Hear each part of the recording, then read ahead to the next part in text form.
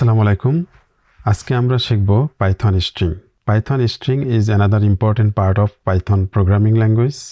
So এই বিষয়টি আমাদের ভালোভাবে শিখতে হবে। স্ট্রিং কি? String in Python are surrounded by either single quotation marks or double quotation marks. যেমন হ্যালো, এটা হচ্ছে একটা single quotation marks, is the same as hello double quotation marks. এখানে কোনো ডিফারেন্স নেই। You can display a string literal with print function. So আমরা example দেখি যদি, তাহলে এভাবে আমরা পাইথন স্ট্রিংটা লিখতে পারি। So quotes inside and outside quotes. You can use quotes inside a string as long as they don't match quotes surrounded the string.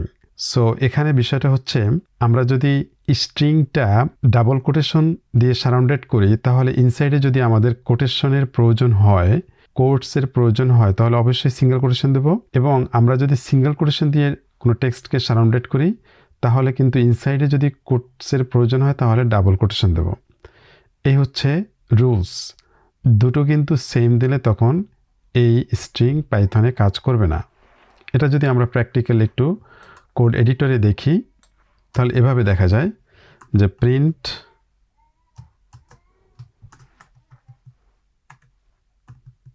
It's all right, এবং আবার আরেকটা এক্সাম্পল যদি দেখি, ডাবল কোটেশন দিলাম, হি ইজ কল্ড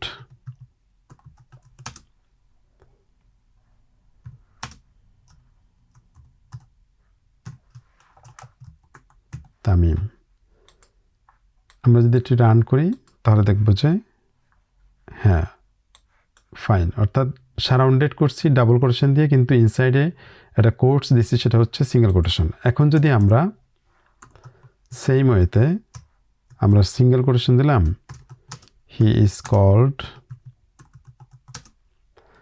এবং ইনসাইডে আবারও যদি single quotation দেই এবং এখানে লিখলাম তামিম, তখন কিন্তু কাজ করছে না। This is wrong. বাট আমরা এখানে দিতে হবে অবশ্যই আমাদেরকে তখন ডাবল কোটেশন দিয়ে দিতে হবে। এখন কিন্তু কাজ করছে। So this is the rule for writing string in Python. এরপরে আমরা দেখব যে অ্যাসাইনিং স্ট্রিং টু এ ভেরিয়েবল। আমরা ঠিক আগের মতোই যখন যেভাবে আমরা ভেরিয়েবল অ্যাসাইন করি ইন পাইথনে, ঠিক সেভাবেই কিন্তু এখানেও আমরা স্ট্রিংকে ভেরিয়েবল অ্যাসাইন করব। যেমন আমরা যদি কোড এডিটরে একটু ট্রাই করি, a ইকুয়াল টু হ্যালো। এখন এটা যদি আমরা প্রিন্ট করতে চাই, প্রিন্ট এ, তখন আমরা ইজিলি কিন্তু এটাকে প্রিন্ট করে রাখতে পারি। Okay fine, hello. So equal to sign দিয়ে অবশ্যই অ্যাসাইন করতে হবে। So another part of string are arrays.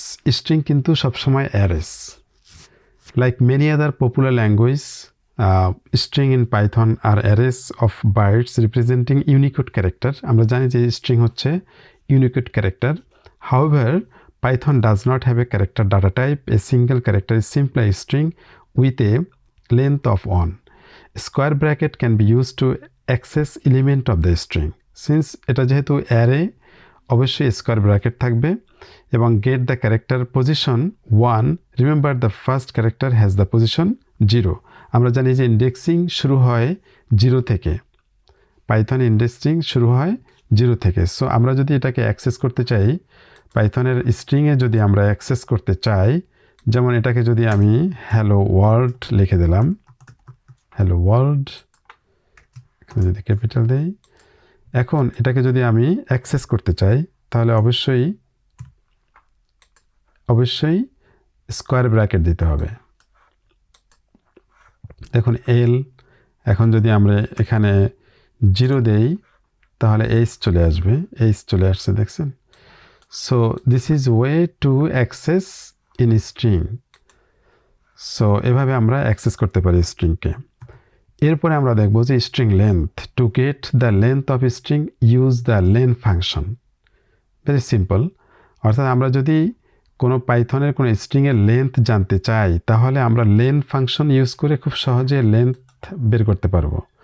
যেমন এই যে আমাদের লেখা আছে a equal to hello world, তো এখানে যদি আমরা লেন ফাংশনটা ইউজ করি এবং এখানে ইউজ করে এটা যদি রান করি, তাহলে কিন্তু এই যে হ্যালো ওয়ার্ল্ড এটার লেন্থ হচ্ছে 11, সহজে আমরা বের করে ফেলতে পারি। So this is the way to find length of string in Python.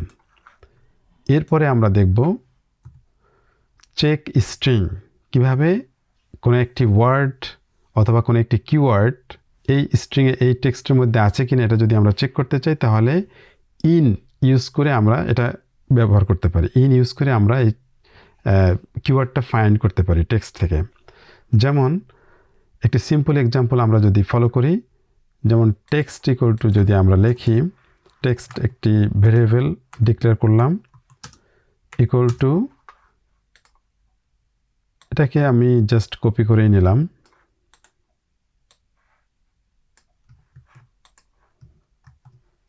Okay.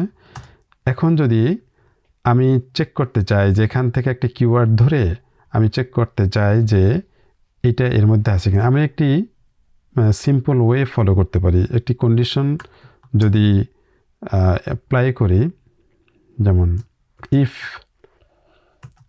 Best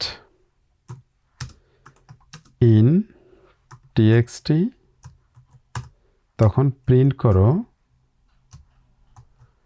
yes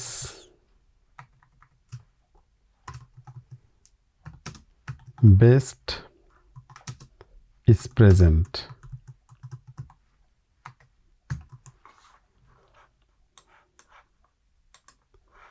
yes best is present because best এই টেক্সটের মধ্যে আছে। এটা হচ্ছে যদি কোনো কিওয়ার্ড থাকে তাহলে এই ইনের মাধ্যমে আমরা ইন ইউজ করে বের করতে পারি। এখন যদি না থাকে তখন কিভাবে বের করব? সেটা করার জন্য আমরা নট ইন ব্যবহার করতে পারি, নট ইন টেক্সট।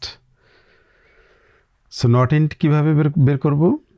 সিম্পল, একইভাবে আমরা বের করব। জাস্ট এখানে নট ইন দিয়ে দেবো এবং আমরা যদি বের করতে চাই ইফ, মনে করেন এখানে একটি এক্সপেন্সিভ, এই ওয়ার্ডটা যদি বের করতে এখানে নট ইন যদি না থাকে তাহলে তুমি কি বের করবা? No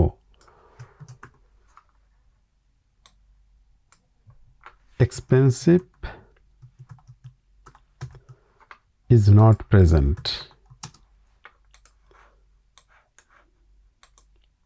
No expensive is not present. So not in use করে আমরা not in ইউজ করে টেক্সট থেকে এটা কিওয়ার্ড আছে কিনা এটা চেক করতে পারি। সো দুটি আমরা শিখলাম এখানে, check in and check if not, check string and check if not. So এই ছিল স্ট্রিংয়ের বিষয়। আমরা পরবর্তীতে শিখব স্ট্রিং স্লাইস। একটু ওভারভিউ করি যে কী শিখলাম আমরা স্ট্রিংয়ের মধ্যে। ফার্স্ট আমরা শিখলাম যে কীভাবে স্ট্রিং লিখতে হয়, ঠিক আছে।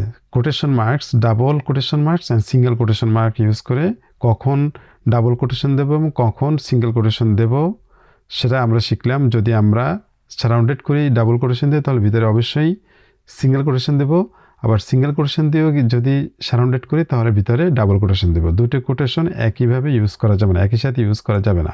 দেন আমরা শিখলাম কিভাবে অ্যাসাইন করতে হয়, দেন আমরা শিখলাম কিভাবে অ্যাক্সেস করতে হয়। অবশ্যই স্ট্রিং আর অ্যারেস এবং অ্যারেতে কিভাবে অ্যাক্সেস করতে হয় সেটা আমরা জানি যে ইন্ডেক্সিংয়ের মাধ্যমে অ্যারেতে অ্যাক্সেস করতে হয়, এবং জানলাম কিভাবে লেন্থ বের করতে হয়, একটা স্ট্রিংয়ের লেন্থ ফাংশন ইউজ করে কিভাবে লেন্থ বের করতে হয়। তারপরে আমরা দেখলাম কোনো একটা কিওয়ার্ড যদি টেক্সটের মধ্যে থাকে সেটা কিভাবে বের করতে হয়, এই কিওয়ার্ডটা টেক্সটের মধ্যে আছে কিনা সেটা ইনের মাধ্যমে আমরা বের করতে পারি, আর যদি না থাকে তাহলে নট ইন ইউজ করতে পারি। This will help to learn Python programming language, and we will learn the string slice in the next tutorial. সে পর্যন্ত সবাই সুস্থ থাকুন, ভালো থাকুন, আল্লাহ হাফেজ।